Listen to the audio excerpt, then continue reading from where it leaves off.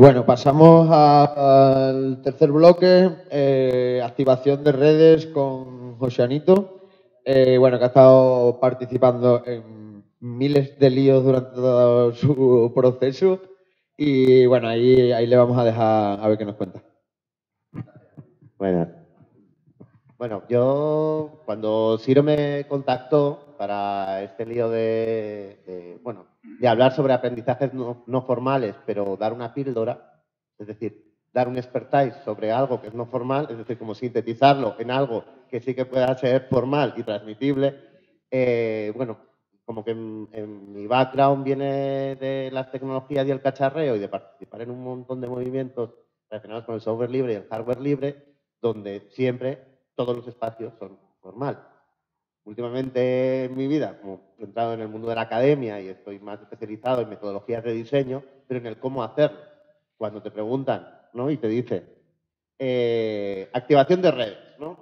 ¿Cómo activar redes? Es que, pues, todos trabajamos en redes, ¿no? O sea, de alguna manera u otra, nos vemos en nuestras prácticas siempre rodeados de gente con la que colaboramos o que tenemos identidad.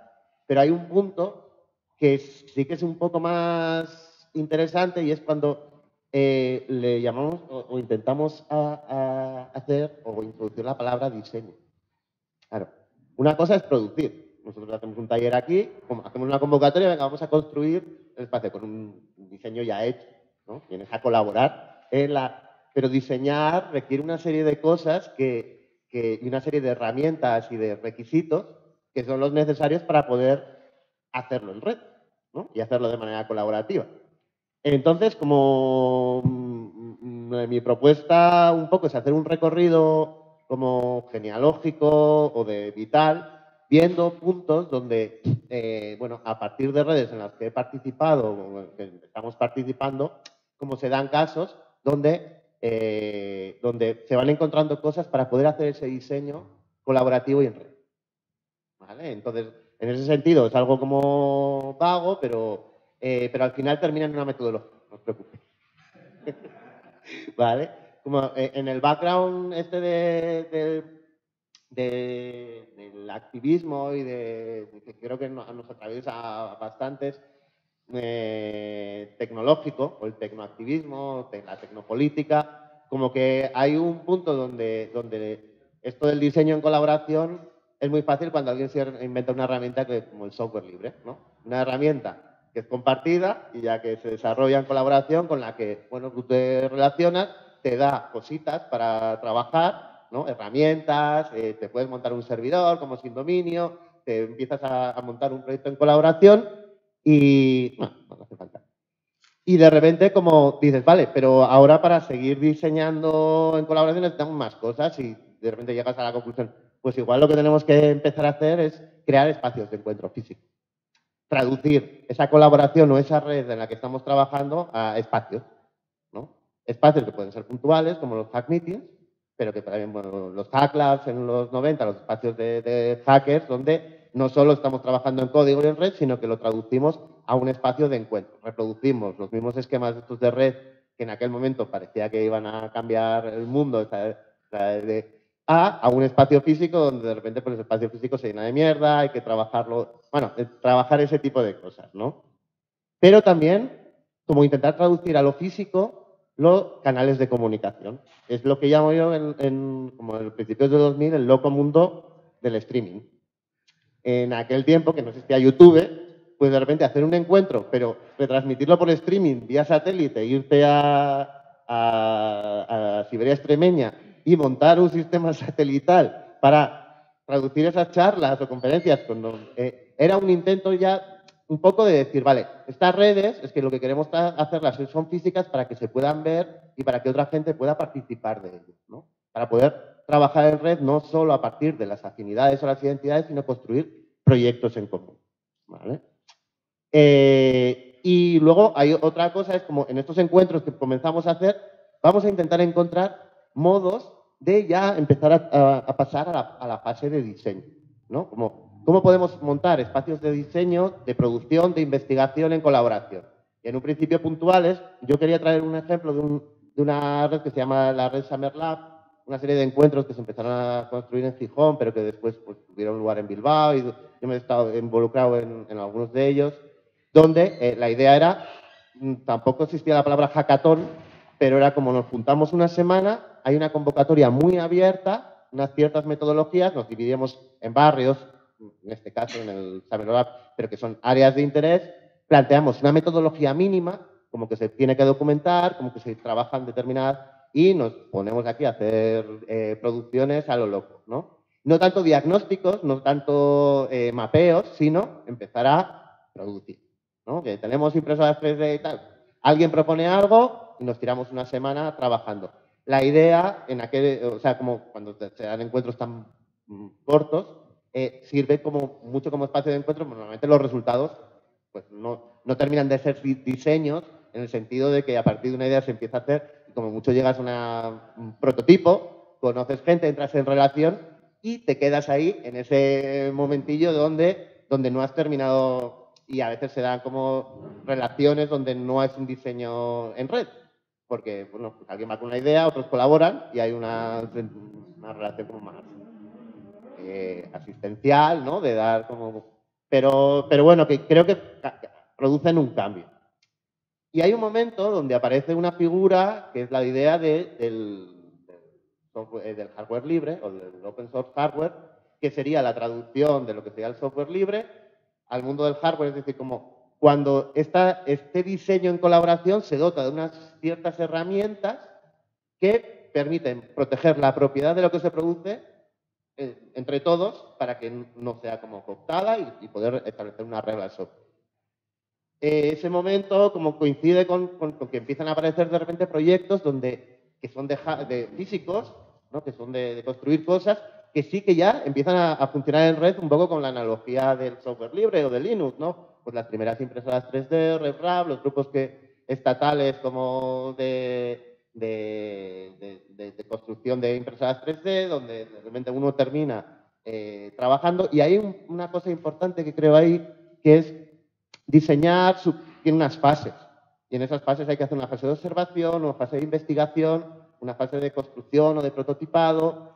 Y cuando se cumplen todas esas, es cuando podemos empezar a hablar de diseño, si no es como colaborar. O sea, que cumplir todas, entonces como de repente utilizar repositorios, poder tener una impresora 3D donde hacer un prototipo y poder imprimirlo desde muchos sitios para probarlo, empieza a convertirse ya a tener unas herramientas que te permiten investigar, ¿no? Investigar y así construir prototipos y luego empiezan a aparecer como repositorios, igual que repositorios que siempre hemos tenido de metodologías de trabajo, de herramientas, de objetos, de cosas como que empiezan a permitirte pensar cómo es diseñar en red, ¿no? Y abrir redes ahí. Cuando hablo de esto, como que en realidad como nos han llenado la cabeza de imágenes como de impresoras 3D o de diseños en red que vienen del MIT y todas estas cosas, ¿no? De los Fab Labs y tal, pues a mí me gusta como siempre, o sea, hay un personaje que me gusta mucho, que se llama Stuart Brand, que para mí ejemplifica esa otra manera de construir herramientas y proyectos de diseño en colaboración. Y bueno, pues Steve Orban era un hippie redomado que cuando después de los 60 todo el mundo pues vuelve un poco a las universidades y a otros lugares o se asienta un poco más, pues él se queda ahí en una granja con unas herramientas y dice, lo que voy a hacer es como el catálogo de todo el mundo, del World Catalog. ¿Y qué era? Pues como un recetario que publicaba cada año para construir todo. Así como cada año, o sea, cada año se construía y que además se distribuía por correo y que tenía pues, pues planos para hacerte casas, para hacerte una radio, para hacerte una serie que luego además, como eran kits de gente que luego vendía esos propios kits o te los distribuía y además montó una tienda que no le funciona, claro, porque la idea era como muy peregrina y dijo, va, pues lo que voy a hacer es meto todas estas herramientas en una camioneta y me voy a dedicar yo a ir por ahí por el mundo, ¿no? Como haciendo esto, un poco arquitecturas colectivas, recetarias, arquitecturas colectivas, un poco como estrategias para, ¿no? Y pues como algunas páginas de este libro, pues desde estructuras clásicas que conocemos de arquitectos, bueno, a cómo producir comida, bueno, era una especie de batiburrillo que además nunca se terminaba, era como la Wikipedia por fascículos, imaginaros, un poco, pero de hacer cosas, ¿no? De diseñar, de manera que, bueno, pues con el paso del tiempo, pues, bueno, hay gente que, o sea, citar a Steve Jobs en una charla es pecado, pero voy a citarle, porque es como el mal, pero que decía que cuando él vio esto, porque él también era un hippie renomado en el fondo, pero luego se hizo empresario, dijo que cuando él tenía en casa estos libros que era para él, para él eran como un poco la blogosfera o la explosión de los blogs, pero en papel, ¿no? Que cuando todo el mundo empezó a publicar cosas de cómo construir cosas, ¿no? Y que aquello terminó un poco con el movimiento de acceso a las herramientas, ¿no? Acceso a las herramientas es una de las cosas también básicas para poder diseñar en colaboración, ¿no? Entonces, como que frente a como igual imágenes muy modernas, a mí me gusta como que la idea de poder diseñar en red o diseñar en colaboración tiene que ver con espacios de encuentro, sean físicos, o sea, que te vas con una furgoneta, con una autonomía tecnológica, acceso a las herramientas, el DIY, y con establecer un canal de comunicación o repositorios o lugares donde se puede acceder al aprendizaje. Y que esas tres combinaciones son las que pueden permitir generar todo el proceso un poco de colaboración o en red. Entonces, bueno, yo como parte de mi vida azarosa, como estaba con las impresoras 3D, terminé, o sea, con el mundo este de construir cacharreos, pues terminé como coordinando un espacio institucional que se llamaba Iriki Labs, un laboratorio ciudadano bueno, que tenía como voy a poner que aquí queda mucho mejor en el texto oficial, ¿no? Como una idea de proponerse como un espacio que no venía de una iniciativa privada, pero que sí que tenía muchos de esos valores y que lo que pretendía era sobre todo que lo atravesara colectivos y grupos que sí que querían diseñar en colaboración. Una de las cosas que nos planteamos desde el principio es, bueno, como espacio institucional o espacio más reglado, frente a lo no formal, ¿en qué puedes contribuir tú para conseguir que sí que se produzca ese diseño en colaboración?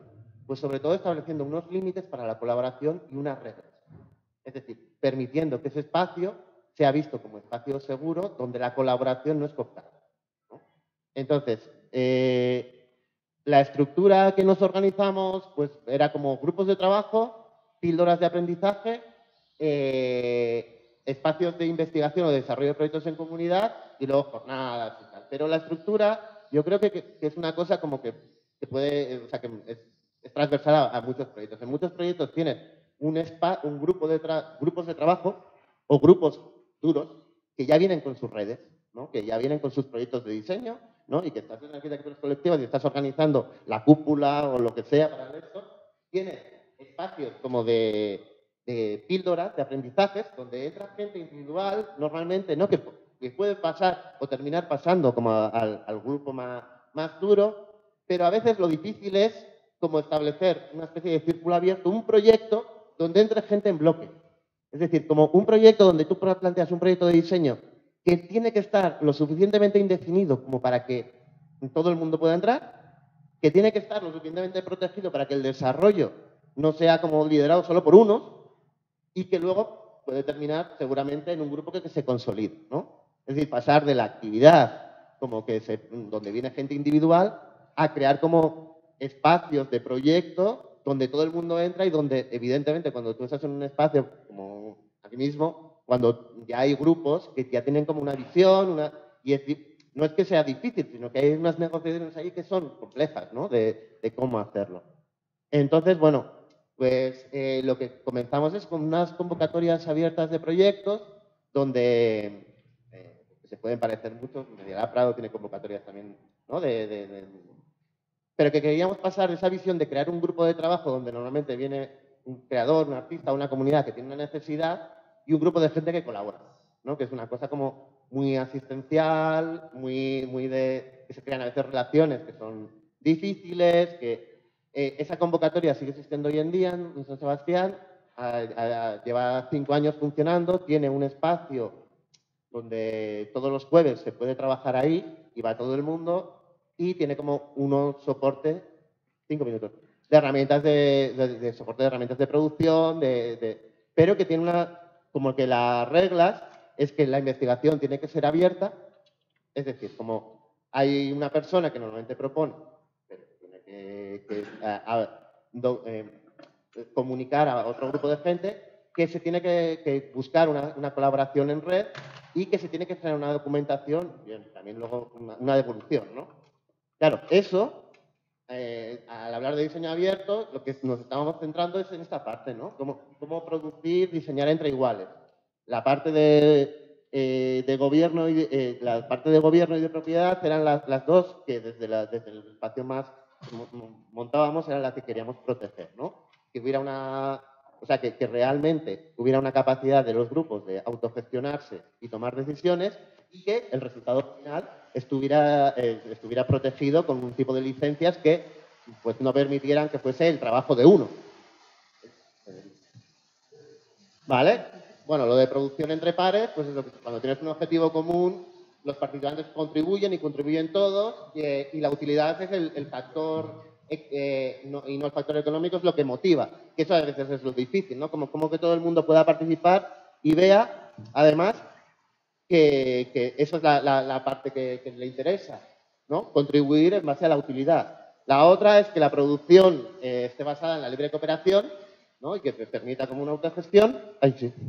Y luego que lo que se genera tenga esté basado en el uso y no en la propiedad. O sea, que las licencias que establecemos, y no hay licencias, da igual, el resultado final sea percibido por la red, por la comunidad, como algo que es usable, que tiene unos valores de ser utilizado y que luego la propiedad, bueno, normalmente el tema es que la entidad que propone este tipo de proyectos termina almacenando lo que se produce y siendo el garante de que eso pase, ¿no?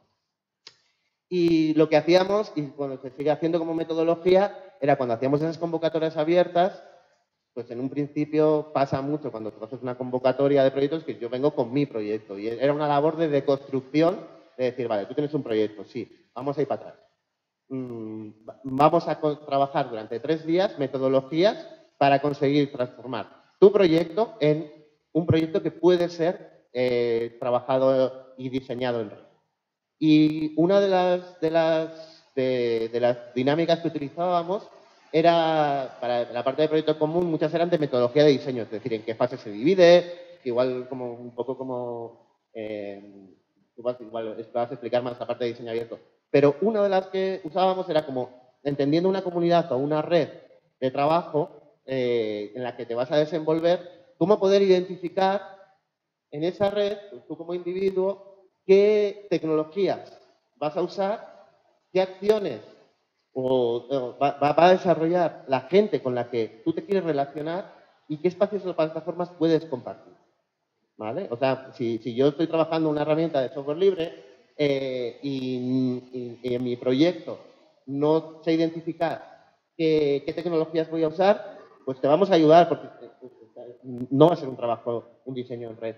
O qué acciones desarrolla la comunidad con la que la comunidad con la que me relaciono, pues y en ese trabajo de 3 días un poco a modo también de seminario, de hackathon, con presentaciones, lo que intentábamos era cambiar esa idea de producir un diseño, de hacer un diseño para trabajar un diseño en red, un diseño en colaboración. Yo creo que hay algunas cosas que tienen que ver más con bueno, también qué código de gobernanza quiero establecer, y una pequeñita que tiene que ver con qué necesita este proyecto y qué demanda, ¿no? O sea, qué ofrece este proyecto y qué demanda, que es como los puntos de conexión. Que muchos espacios, como las metodologías de diseño y colaboración, es como, vale, ¿qué puedes aportar y qué puedes recibir? Y era como, eso lo último. O sea, lo primero es como, ¿en qué espacio, con qué gente te vas a relacionar? ¿Qué acciones hace esa gente? ¿Qué tecnología usa? Y si no podemos ser capaces como de encontrar todas esas herramientas, es muy probable que nuestro diseño no sea colaborativo. Si podemos ir encontrando y a partir de ahí detectábamos qué proyectos eran aquellos que podíamos nosotros servir de mediadores, pues en realidad es un mapeo un poco, es un diagnóstico y la función que nos daba a nosotros también era cuál era nuestro papel de mediación con esos proyectos para poder aportar, para poder conectar con redes y en las propias dinámicas donde había gente que proponía proyectos y había gente que quería colaborar, veía muy claramente en qué proyectos, o sea, servía como una especie de aprendizaje colectivo de cómo poder convertir un proyecto en un proyecto en colaboración.